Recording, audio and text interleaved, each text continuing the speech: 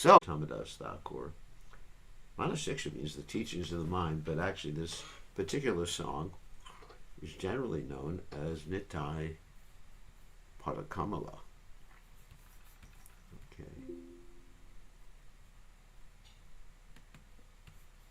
Let's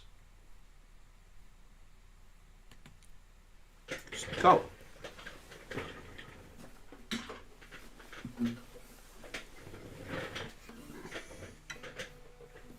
Make sure it's tuned.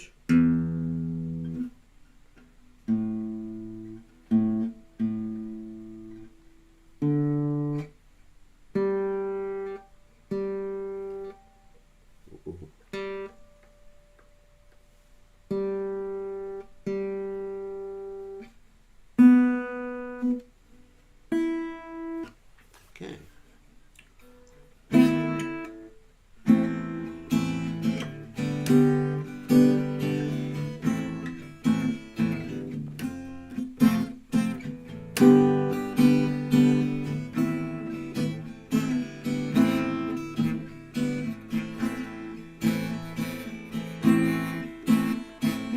Nitai Padakamala Koti Chandi Shushitara Yajaya Jakachura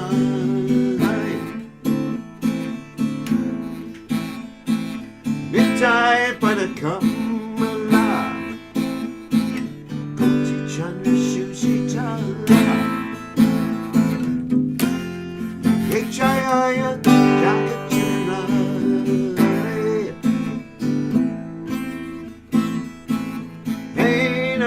Jai Bini Pai Mata Krishna Pai Jai Vina Kori Karoni Jai Pai Heno Ni Jai Bini Pai Mata Krishna Pai Jai Vina Kori Karoni Jai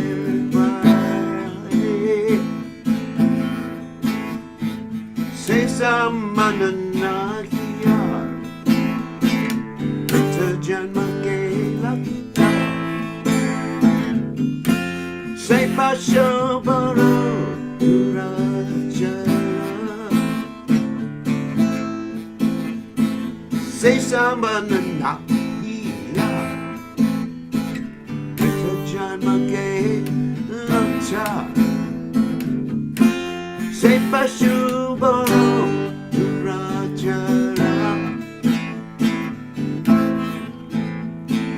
Nitai Namo Lila Bouquet Mashila Samsara Suke Vichakule Ki Kori Petara Nitai Namo Lila Bouquet Mashila Samsara Suke Vichakule Kikoripe Tara Ahankara Bato Hoya Nitai Bada Pasha Ria Satsachire Satchakori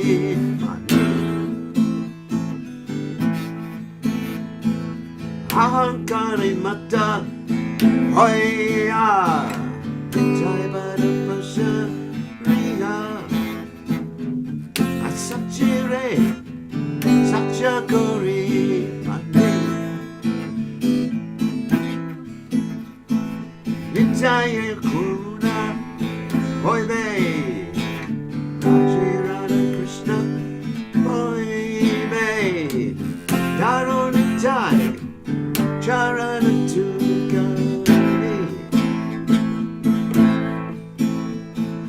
Nitai Karuna Hoibe Rajirana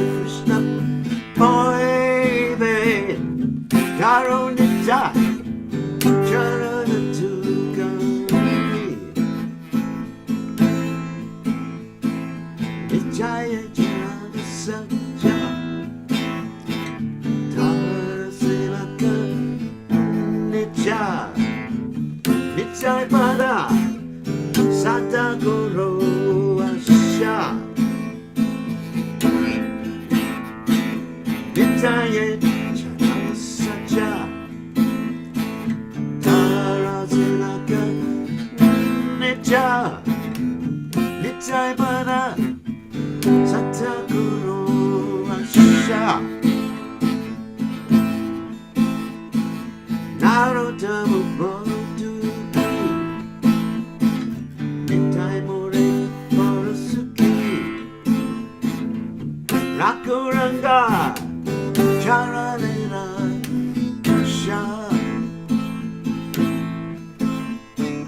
Narodama Bodhu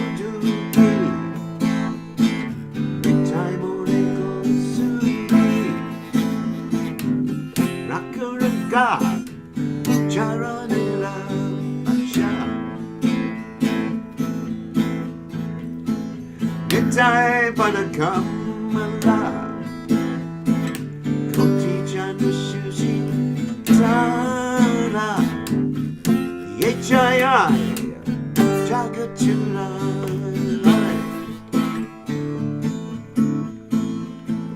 Hare Krishna Krishna Krishna Hare Hare Rama Hare Rama Rama Rama Hare Hare Krishna Krishna Krishna Krishna Hare Hare Rama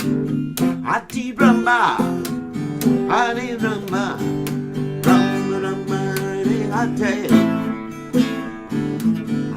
Krishna Krishna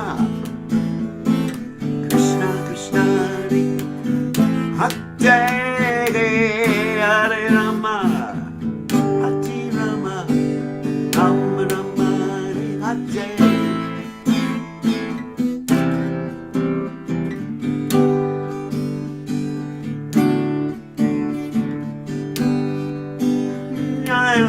Prabhupada Prabhupada Prabhupada Srila Prabhupada Prabhupada Prabhupada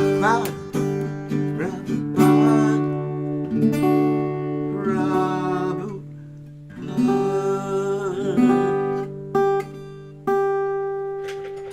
Namo Vishnu Padaya Krishna Prasthaya Bhutale Shrimati Bhaktivedanta Swami Namani Namaste Saraswati Deve Gauravani Pachamani Nivishesha Shunyavadi Paschatya Deja Tarane. So let me read the translation. In this material world which is progressing toward hell, there is always a blazing fire, and everyone is struggling hard without finding peace. Therefore, if the world wants to have real peace, it should take shelter under the lotus feet of Lord Nityananda, which are cooling like the shining of millions of moons. Unless one takes shelter under the shade of the lotus feet of Lord Nityananda, it will be very difficult to approach Radha Krishna. Anyone who does not establish their relationship with Lord Nityananda is simply spoiling their boon of human birth and the animal propensities of sense gratification. Never saying the names of Lord Nityananda and Lord Caitanya, they become absorbed in so-called material enjoyment, and their academic education and birth in a high family or great nation will not protect them at the time of death. They become maddened by a false concept of bodily life, and thus they have forgotten their eternal relationship with Lord Nityananda. Such forgetful persons accept the illusory energy as factual. When you achieve the mercy of Lord Nityananda, then you will be able to approach Radha Krishna. Firmly catch hold of the lotus feet of Lord Nityananda. The lotus feet of Lord Nityananda are not illusion. They are a fact, and anyone who engages in the transcendental loving service of Lord Nityananda immediately achieves their transcendental position on the spiritual platform, which is eternal and blissful. Therefore, always try to catch the lotus feet of Lord Nityananda. Narottam Das Thakur says, My dear Lord Nityananda, I am very unhappy. So I am praying to you to make me happy. Please keep me in a corner of your lotus feet. Narottamadas Thakur Ki Jai. So now we'll continue our study of the Caitanya Bhagavat. We're on the 4th chapter, the Antya Lila, which is the final section of the Caitanya Bhagavat. And yesterday we read about Achyutananda, the son of Advaitacharya, and how Advaitacharya and Lord Chaitanya Mahaprabhu were very, very pleased with him. And today, most likely, we will finish this 4th chapter. So, without further ado, Jaya Jaya Sri Chaitanya, Jaya Nityananda, Jaya Advaita Chandra, Jaya Gaur Bhaktaprinda. Jaya Jaya Sri Chaitanya, Jaya Nityananda, Jaya Advaita Chandra, Jaya Gaur Bhaktaprinda. Jaya Jaya Sri Chaitanya, Jaya Nityananda, Jaya Advaita Chandra, Jaya Gaur Bhaktavrinda. Okay, so Om Ganat Timiranda Shagananjana Shlakaya Chakshur Un Militam Yena Tasmai Shigurave Namaha. I offer my respectful obeisances unto the lotus feet of my spiritual masters, Divine Grace A.C. Bhaktivedanta Swami Srila Prabhupada, who so kindly opened my eyes with a torchlight of knowledge while I was blinded in the darkness of ignorance. So, let's share the screen. Here we go.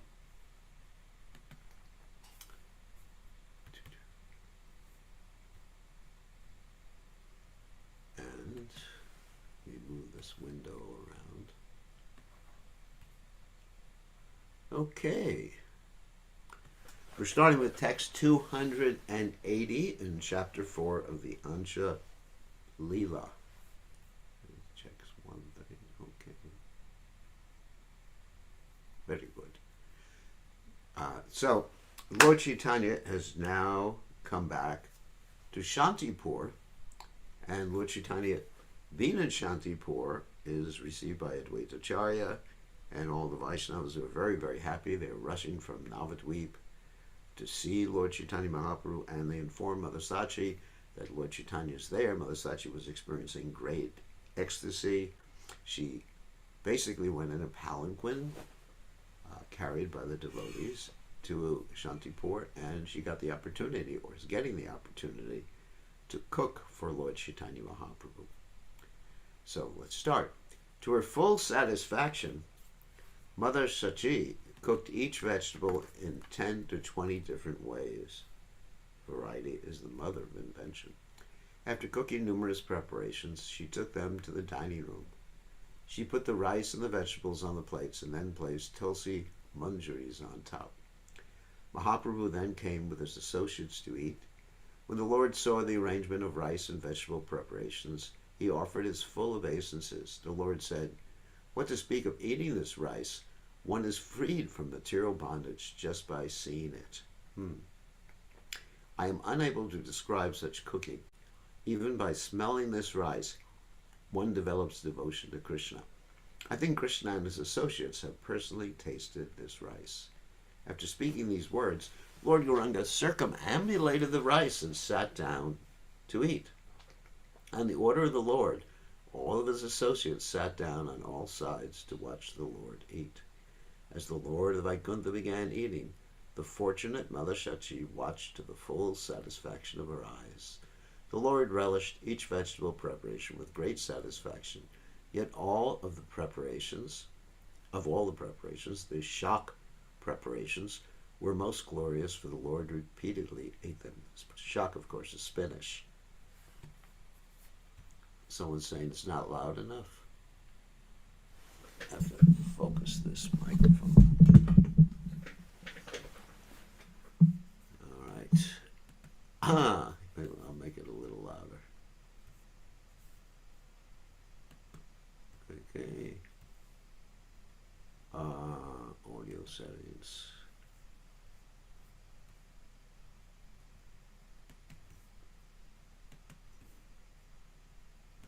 All right. Now it's a lot louder. Okay. The shak preparation, shak of course is spinach, which we mentioned before. On seeing the Lord's fondness for shak, all of his devotees smiled.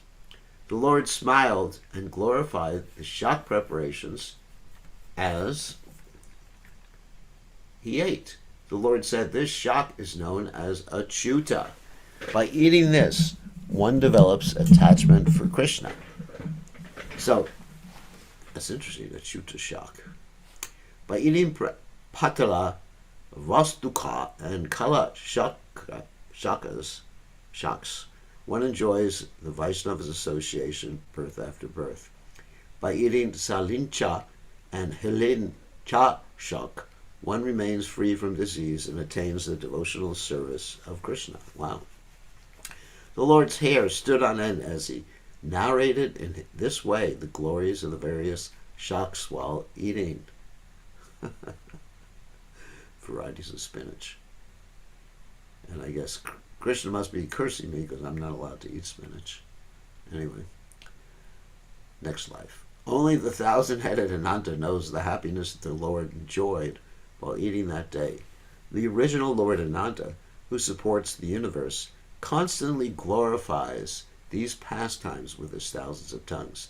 The same Lord has appeared in Kali Yuga as the Avaduta Nityananda Prabhu.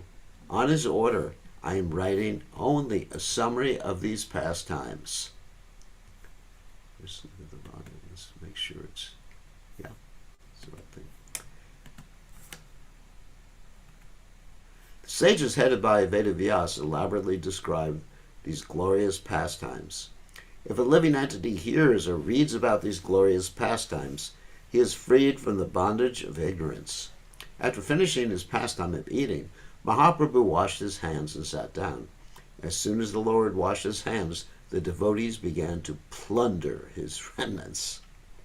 It reminds me of when we were with Prabhupada, we would plunder his remnants. Of course, I would steal them and keep them all to myself. What right does a Brahmin have to eat these remnants? I'm a Shudra, so I am qualified to eat them. Someone else said, I'm not a Brahmin, and another person grabbed some remnants and ran away. Someone said, Shudras are not qualified to eat remnants. You should try to understand whether this is right or wrong according to the scriptures. Another person said, I do not want any remnants. I will simply take the empty plate and go. Someone else said, I've always thrown out the empty plates, but now out of arrogance you are taking my duty. In this way, the restless devotees eagerly honored the Lord's nectarian remnants. And that reminds me of Prabhupada's Vyasa Puja. It was in maybe 1972 in New Vrindavan. And I was there, and they offered Prabhupada a cake, and then Prabhupada took a little and he distributed it, and the devotees were fighting each other, punching each other, and piling up like 2 or 3 or 5 high just to get a piece of the cake. In this way, the restless devotees eagerly honored the Lord's nectarian remnants. Who would not hanker for remnants of the food that was cooked by Mother Sachi and tasted by the Lord? After they blissfully finished eating, the devotees all went before the Lord. All of Lord Gaurasundar's associates came and sat down around him. When the Lord saw Murari Gupta before him, he smiled and spoke to him. O Gupta, I have heard that you composed 8 verses describing Raghavendra. That means Lord Ramchandra. Please recite them. Being ordered by the Lord, Murari Gupta became absorbed in ecstasy as he began to recite those verses. I constantly worship Lord Ramchandra, the Guru of the 3 worlds. Before him stands Sri Lakshman, who is the best of archers, whose bodily complexion is like molten gold, who is engaged in the service of his elder brother, who is wonderfully decorated, and who is the form of Anantashesh. I constantly worship Lord Ramchandra, the Guru of the 3 worlds, who destroyed Kara, Trishira, Kabonda, and their followers, who rid the Dandakaranya forest of the demon Dushana, and who killed Bali and made friends with Sugriva, which is all from the Ramayana. In this way, Murari Gupta recited 8 verses, and on the order of the Lord, he then explained them. Hold on a second. His complexion is dark like durva grass, and he is the supreme teacher of the art of archery. He is like a desire tree fulfilling the desires of his devotees. He is smiling as he sits on the royal throne, decorated with jewels with Sri Janaki Devi on his left. That's Sita Devi. In front of him is his younger brother, the great archer Lakshman, whose complexion is as effulgent as gold and who is decorated with golden ornaments. Appearing as the Lord's younger brother, Sri Lakshman, who is the origin of Lord Ananta, engages in the service of his elder brother. Birth after birth, I worship the lotus feet of Sri Raghunandana, who is the supreme teacher of everyone. His two brothers, Bharata and Shatrugna, fan him with chamaras, and as the leaders of the monkeys, sing his auspicious glories before him. So it's interesting. Here the word for monkeys is Kapindra. It's also interesting that in the Ramayana, the word for the entities, I'm using the word entity right now, like Hanuman and Sugriva and Bali and Nal and Neel, is not monkey. It's interesting. And there are Sanskrit words for monkey, too, just like you just read up there. The word is Vanara. What that means really is not monkey. It means forest dwellers.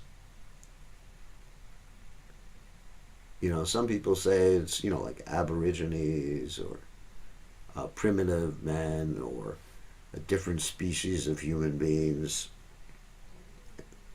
And some people say it's monkeys, but really the word Vanara is not used in the Valmiki Ramayana for those particular entities. Interesting. I actually thought it was quite interesting. So many people think that it's a different species of human being. Like another one would be Neanderthal.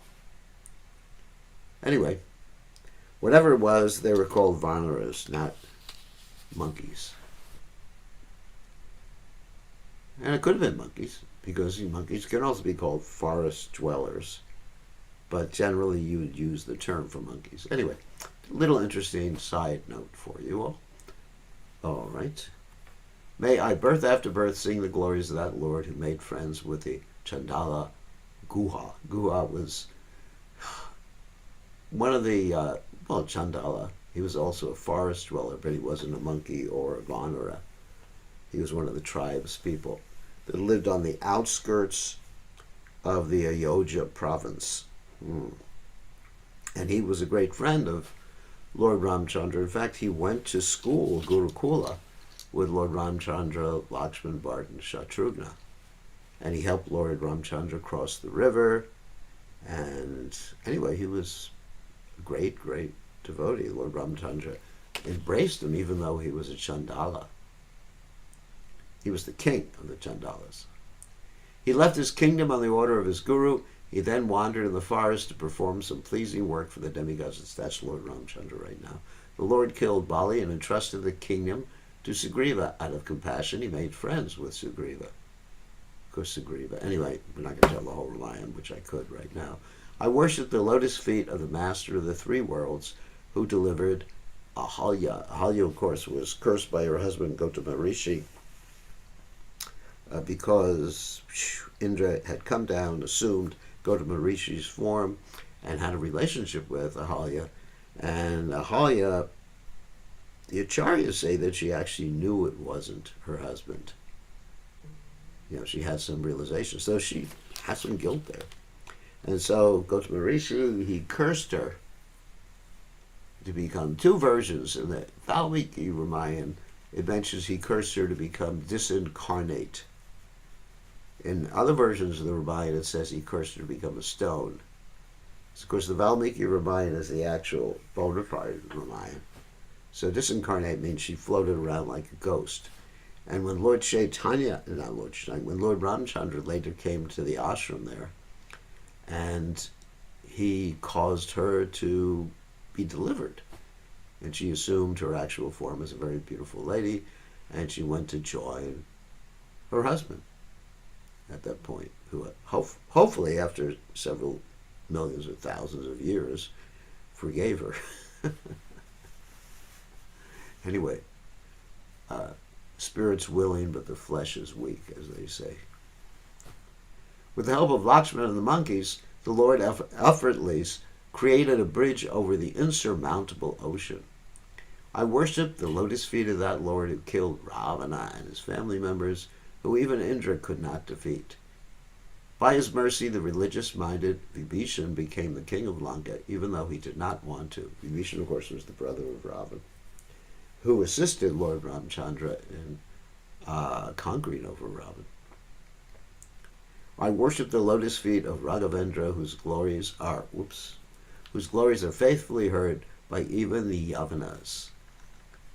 And we see the glories of Lord Ramchandra, the Ramayana in particular, are recited all over Southeast Asia.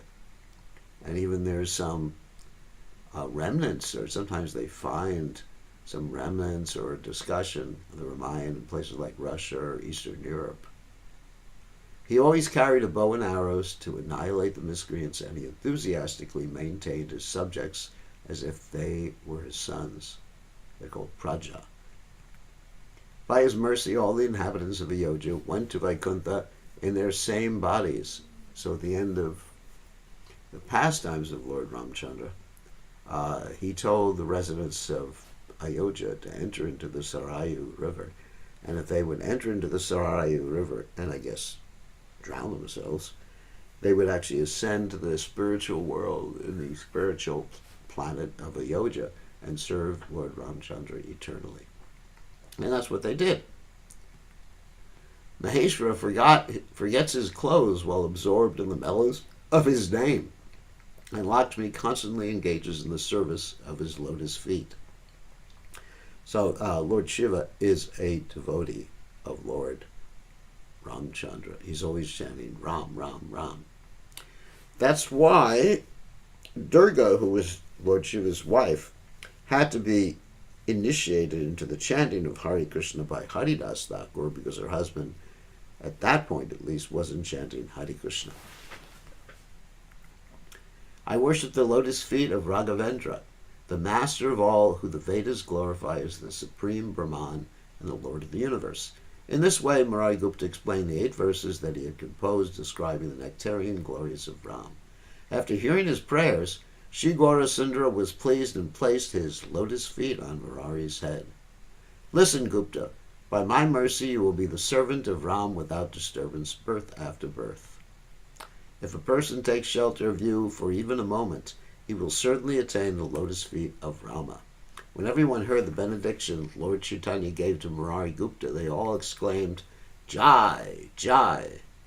In this way, the lion-like Gora enjoyed his pastime surrounded by his servants, who were like bumblebees at the lotus feet of the Lord. At that time, one leper came and stood before the Lord. He fell flat before the Lord, raised his 2 arms, and cried pathetically. Wow. He said, O merciful Lord, you have appeared in this world to deliver the living entities. You by nature unhappy to see the distress of others. Therefore I have come before you. I am suffering from leprosy. My body is burning. Please tell me how I may be relieved. When Mahaprabhu heard the leper's words, he began to chastise him in an angry mood. Get out of here, you great sinner. Leave my sight. Just by seeing you, one incurs sin. Where's Lord Chaitanya's compassion? If even a most pious person sees your face, he will certainly meet with distress that day.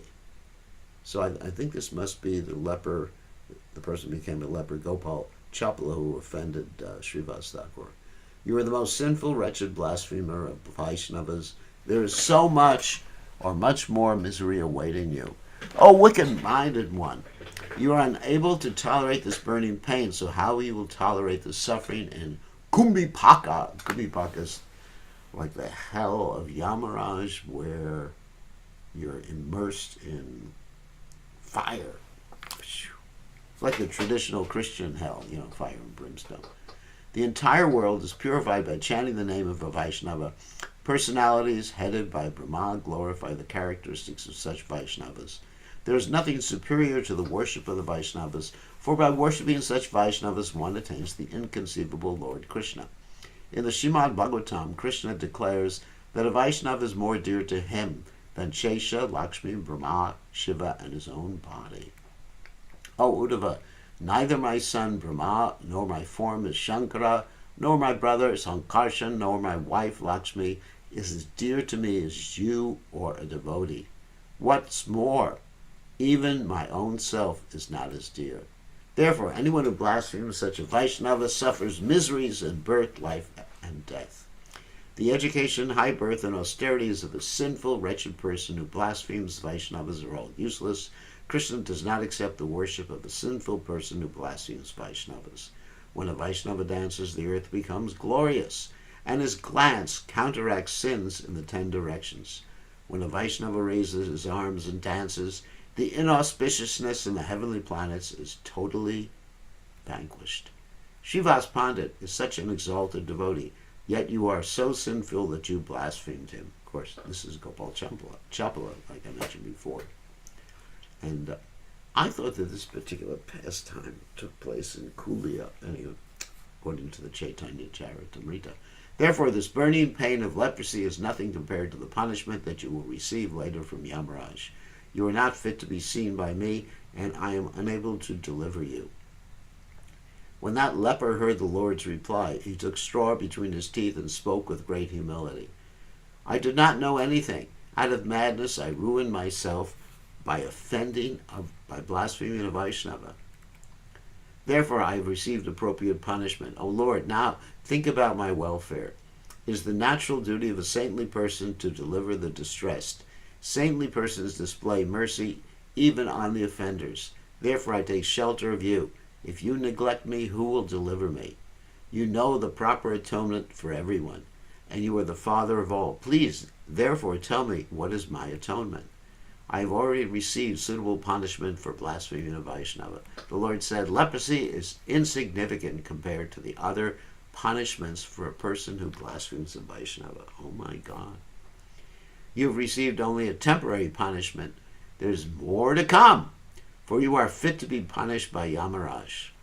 The blasphemer of Vaishnavas repeatedly suffers 84,000 punishments awarded by Yamaraj. Oh my God. We all better be careful. O leper, go quickly and take shelter at the feet of Srivas. Since you have committed an offense against him, you will be relieved when he forgives you. When a thorn enters the body, it must come out from the same place. If a thorn gets stuck in the foot, can it be taken out of the shoulder?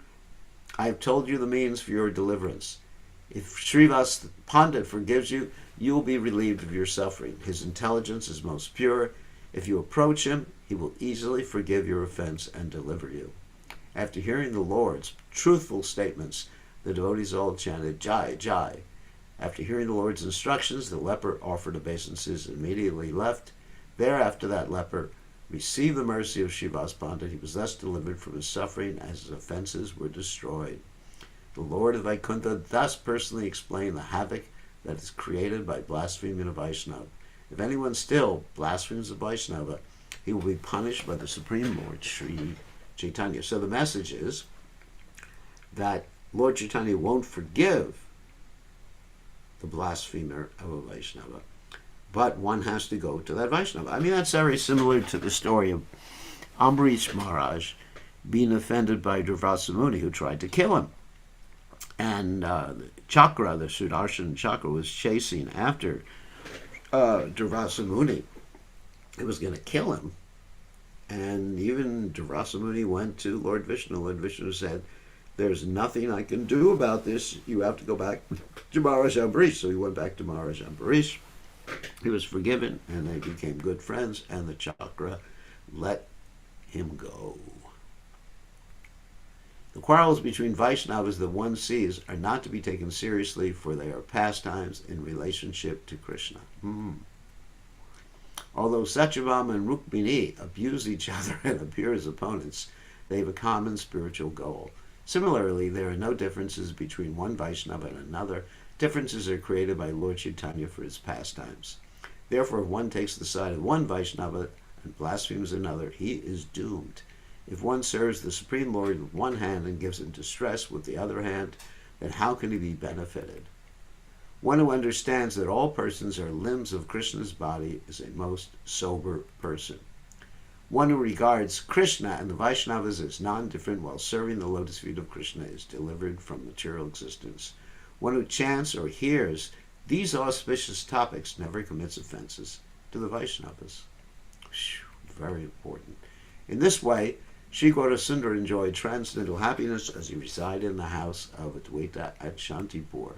By divine arrangement, the auspicious appearance day of Srila Madhavendra Puri arrived. Although there is no difference between Madhavendra and Advaita, Acharya Goswami was Madhavendra's disciple.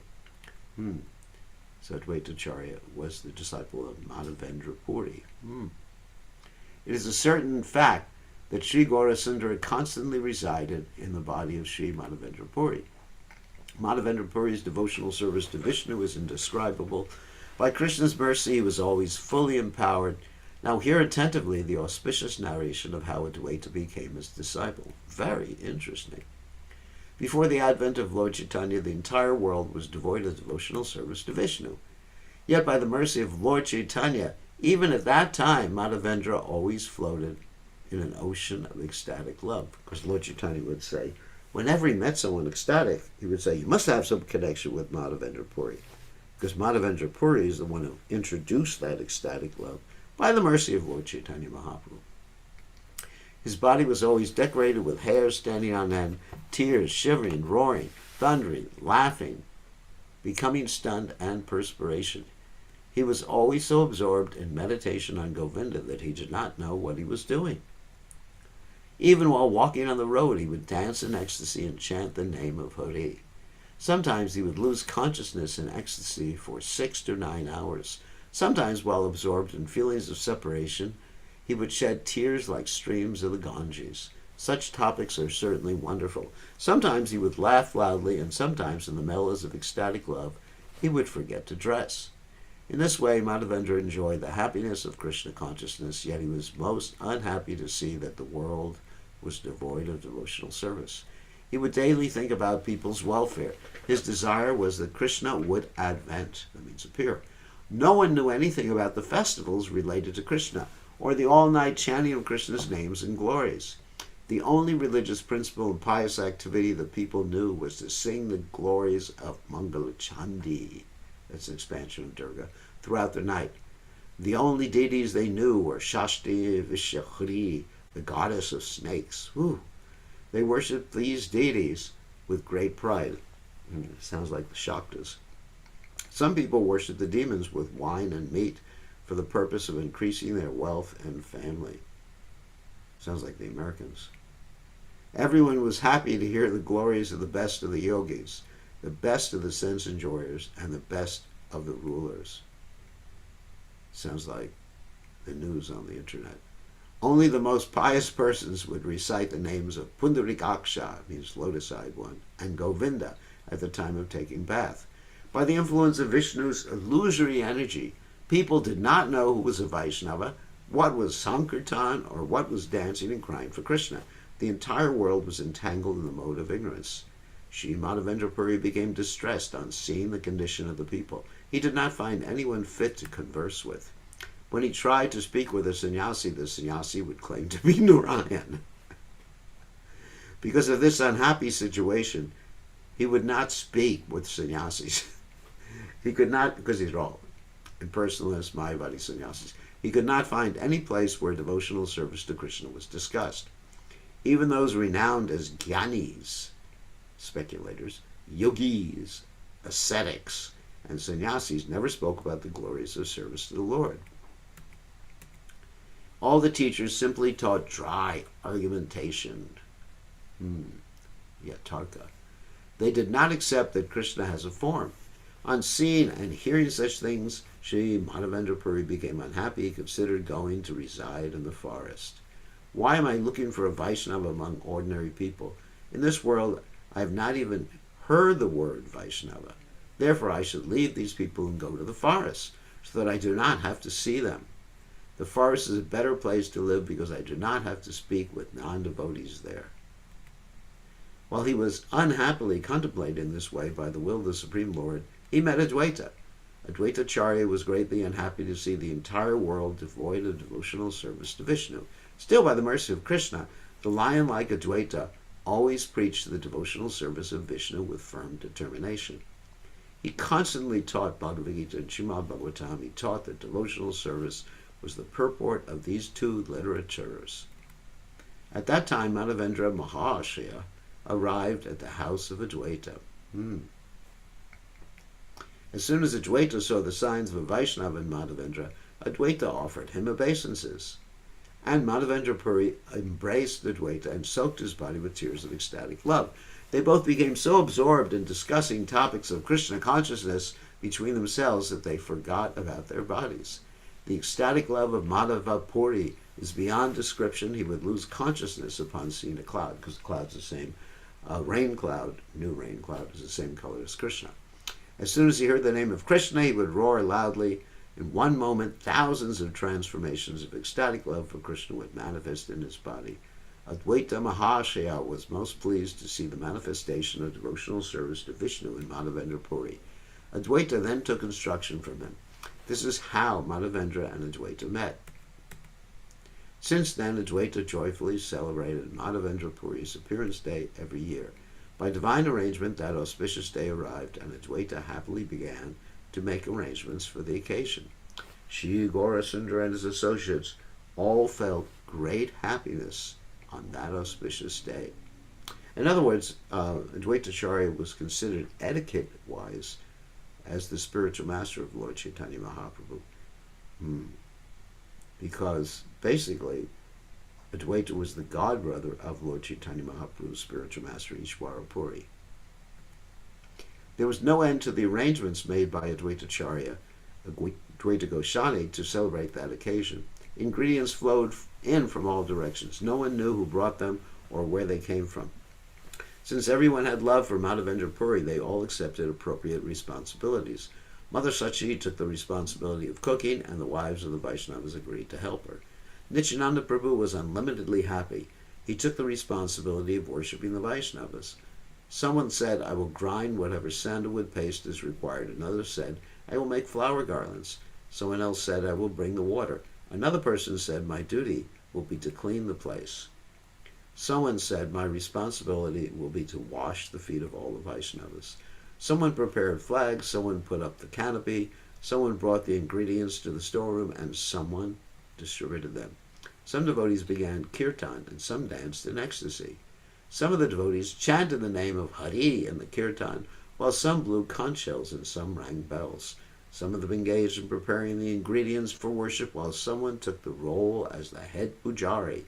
Being absorbed in the mellows of transcendental happiness, all the devotees engaged in various activities according to their desires. Nothing could be heard in the four directions other than the name of Hari and the instructions to eat, drink, take, or give. The sound of the Sankirtan, accompanied by conch shell, bells, mridangas, mandiras, and kartals, was tumultuous. In their transcendental ecstasy, no one displayed external consciousness. The house of Advaita thus transformed into the abode of Vaikuntha. Shri Gaurachandra personally wandered about checking the arrangements with great satisfaction. The Lord saw that there were 2 to 4 rooms filled with rice, and there were rows of wood for burning stacked like mountains. He saw 5 rooms filled with earthen pots for cooking, and he saw 2 to 4 rooms filled with skinless mung dal. I guess they had a mansion there. He saw 5 to 7 rooms filled with various cloths, and 10 to 12 rooms filled with leaf plates and leaf cups. The Lord also saw 2 to 4 rooms filled with flat rice, and he saw thousands of banana bunches. No one knew from where so many coconuts, betel nuts, and betel leaves came. No one could estimate how many rooms were filled with patola, eggplant, banana stems, potatoes. What are the words for potatoes? It must have root vegetable, because there weren't actually real potatoes at that time. Let's see. Bartakatoda. I know alu is, but it's not there. Alu is Yeah, it said alu, but it probably means root vegetable in this particular case, because potatoes had not been imported into India at that time until later. Shaka and the upper portions of the rabi plant. He saw thousands of pitchers filled with milk and yogurt, and he saw condensed milk, sugar candy, and sprouted mung. The Lord saw unlimited pots of oil, salt, and ghee. I am unable to describe everything. On seeing those extraordinary arrangements, the Lord's heart was struck with wonder. The Lord said, these opulences are not possible for an ordinary human being. I think Advaitacharya must be Mahesh. That means Lord Shiva. How could an ordinary human being possess such opulence? Only Mahadev possesses such opulence. I can understand that Advaitacharya is an incarnation of Mahesh. The Lord smiled as he repeatedly spoke in this way. In this way, Mahaprabhu indirectly glorified the position of Advaita. A pious person accepts this truth with great pleasure. Advaita is like the incarnation of fire for anyone who is faithless and who disrespects the words of Mahaprabhu. Although Advaita is as cooling as millions of moons, he is like the fire of destruction for persons averse to Lord Caitanya. Wow. Even if one does not know the glories of Shiva, simply by chanting his name once, one will immediately be purified of all sinful reactions. This is the verdict of Vedic literatures and Srimad Bhagavatam. One who becomes unhappy on hearing the name of Shiva floats in an ocean of inauspiciousness. My dear father, you are committing the greatest offense by envying Lord Shiva, whose very name, consisting of 2 syllables, sounds like something spoken by Sati, the wife of Lord Shiva, to her father, Daksha. She and Va purifies one of all sinful activities. His order is never neglected. Lord Shiva is always pure, and no one but you envies him. Alas, you are the personification of inauspiciousness. Actually, a verse from the Bhagavatam. That's Sati speaking. Lord Krishna Chandra has declared with his own mouth, why would anyone who does not worship Shiva worship me? How can a person who disrespects my dear Shiva attain my devotional service? How can a sinful person who is envious of the Vaishnavas attain devotional service if he does not respectfully worship my dear devotee Shiva? Therefore, one should first worship Lord Krishna, then after worshiping Lord Shiva with love. Then after worshiping Lord Shiva with love, he should worship all the demigods. Yeah, Lord Krishna, Lord Shiva, demigods. First one should worship Sri Krishna, the Supreme Personality of Godhead and cause of all causes. Then one should worship Maheshvara, the best of the demigods. Thereafter one should worship all the demigods with full devotion. Because of Lord Chaitanya's indication, Advaita is accepted by saintly persons as that Shiva. A few words about Advaitacharyas is actually Vishnu Tattva, but normally we know that Lord Shiva is not Vishnu Tattva. Lord Shiva is a special category that's not quite Vishnu Tattva and not Jiva Tattva. So he's Krishna or Vishnu Tattva that comes in contact with the material nature, or Durga. So it's just like milk transformed into yogurt, the Brahma Samhita teaches us. But in the case of Advaitacharya, Advaitacharya is called Sada Shiva. Sada Shiva is Vishnu Tattva, and he is the source of the manifestation of Lord Shiva in this world. So it's a Vishnu Tattva expansion of Lord Vishnu, who is the source of the Shiva in this world. And therefore he's also called Mahavishnu. He's also considered to be an appearance or incarnation of Mahavishnu, because from Mahavishnu comes the Lord Shiva of this world.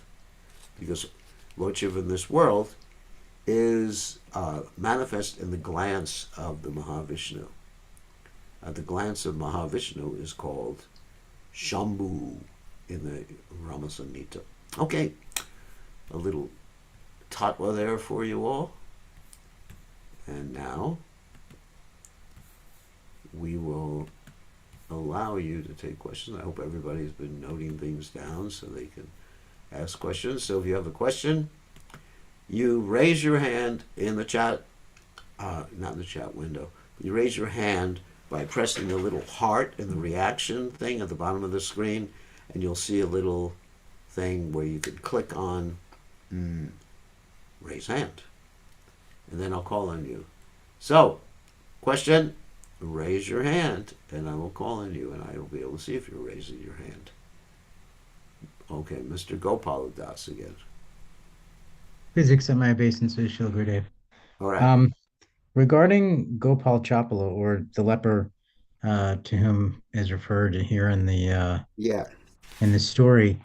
So, remembering back from the story as it was told in the Adi Parva, the beginning of Chaitanya Charitamrita, also Gopal Chapala committed these offenses against Shivas Thakur because his feelings were hurt. He was not allowed to go into the kirtan. But that's Shivas right. Thakur was only following the desire and instructions of Lord Chaitanya. That's right. So um, sometimes we see that people become hurt by the activities of a Vaishnava, not because the Vaishnava intends to hurt them or even has their own That's right. mood or necessary activity, but they're following the orders of superior That's right. authority. So, but when our feelings are hurt by these actions that may not be under the direct control of the person who committed those actions, how can we control our minds so that we don't Well, manifest even if that? it is under the direct control of the person, it doesn't matter Okay. whether it's under the direct order or control of the person, because the Vaishnava is always acting uh, under the out of devotion for the Supreme Personality of Godhead. Okay. So it doesn't matter. You can't say, well, oh, it was this time it wasn't the Vaishnava's fault; it was Lord Chaitanya's fault. And this time it was the Vaishnava's fault. It really makes no difference. Therefore, it's said that no one should try to understand the mind or the intelligence of a Vaishnava. Okay. It's just not proper, to understand what their motivation is when there's that. Of course, So, their motivation is to please Krishna, to please Lord Chaitanya Mahaprabhu. But one has to have that faith and trust in a Vaishnava that whatever they do, like, all right, here's the example that mm, Srivas Thakur was tested by Lord Chaitanya, and Lord Chaitanya said to him, "Why are you associating with that Lord Nityananda? He's a real avaduta. No one knows his family. No one knows, his varna or anything." And Srivas Thakur, showing his faith in Lord Nityananda, said, basically, even if Lord Nityananda marries a Muslim girl or goes to a liquor house or whatever, I will not be deterred from my faith in Lord Nityananda. So Vaishnava is a Vaishnava, and so even if they do something that we just don't understand, we have to be very careful. I was just thinking about that in regard to, sometimes Vaishnavas do things like join the Babajis in Radhakund or something like that. mm. So we have to be very careful. As long as the Vaishnava is not offending other Vaishnavas, then, just leave it alone, leave So it for alone. one, So it really for doesn't one, make a difference. okay. So in either case, for one who is a Kanishta or their faith is not very strong, how do they control their minds to prevent the pain that they're feeling from the manifestation of that action of that Vaishnava, so that they don't commit an offense? But bite the bullet. Bite the bullet. Because it's dangerous. Mm.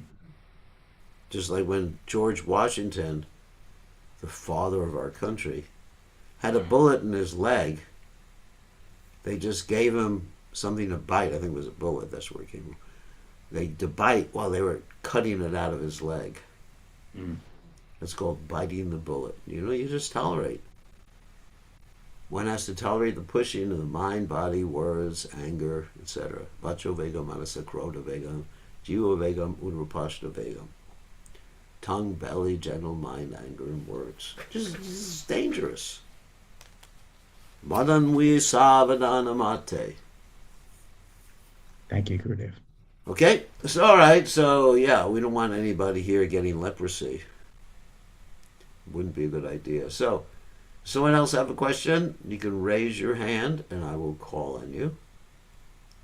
We've got to have someone else asking questions, except for Gopal, and then, you know, it's only one or two people that are asking questions generally. It's like everyone else is, well, I don't want to offend Vaishnavas. Everyone else is sleeping or eating. So, I guess that's it. So we're going to end since no one else has a question. Tomorrow, of course, is here in North Carolina is our Sunday program. So instead of Caitanya Bhagavat, we will be speaking at the Sunday, quote, feast, and end quote, or Sunday open house, whatever you call it, or Sunday love fest. I don't think we should use the word love fest anymore. Just a Sunday program. I think we have to be a little more professional, and we're not dealing with hippies. Not too many hippies come to the Sunday program here anymore. People are pretty serious people. Okay, and then happy note, we will see everybody tomorrow, same time, same station, but for a different type of class. All glories to His Divine Grace, A.C. Bhaktivedanta Swami, Srila Prabhupada, Srila Prabhupada.